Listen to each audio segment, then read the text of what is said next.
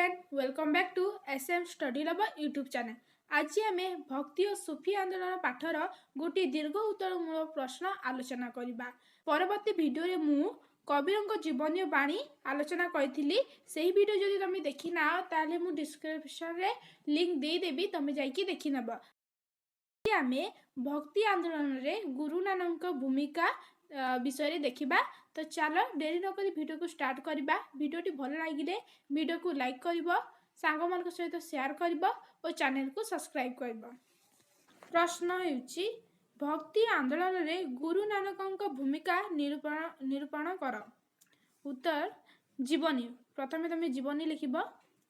गुरु नानक 1469 ख्रीष्टाब्द लाहौर तालबंदी ग्राम एक क्षेत्रीय ब्राह्मण परिवार रे जन्मग्रहण करथिले। तांको पितांको नाम थिला कालुबेदी बा कालचांद। अधिकांश समय साधु सन्थक ग्रहण रे रही से धर्म आलोचना रे भाग नेउथिले। तांकर एभली परिवर्तन देखि पिता चिंतित होई पड़िथिले। थरे से घरु सौदा पाई 20 टंका आनी एही अर्थ को साधु सन्थक भोजन रे विनियोग करथिले। याकू सच्चा सौदा कुआ जाए। पुत्रर एभली वैराग्य भाव को देखि तांको पिता तांकु सुलखैन नामक जने तरुणी सहित विवाह कराई देइथिले। एहा परे तांको व्यवसाय रे नियुक्ति कराई दियागला, किंतु से व्यवसाय रे मन न देई साधु सन्तक सहित समय अतिबाहित करुथिले। मात्र 30 वर्ष बयस रे से तांको चाकरी छाड़ी साधु सन्तक सहित मक्का मदीना और बागदादा भ्रमण रे जाइथिले।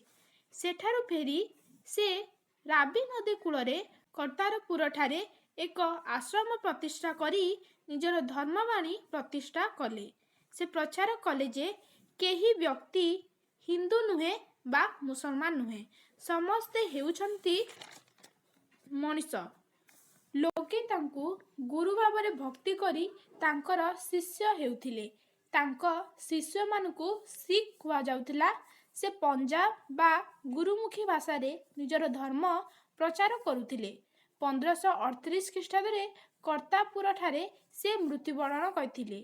मृत्यु पूर्वरु अंगद नामक जने शिष्य को तांकर उत्तराधिकारी रूपे ग्रहण करथिले।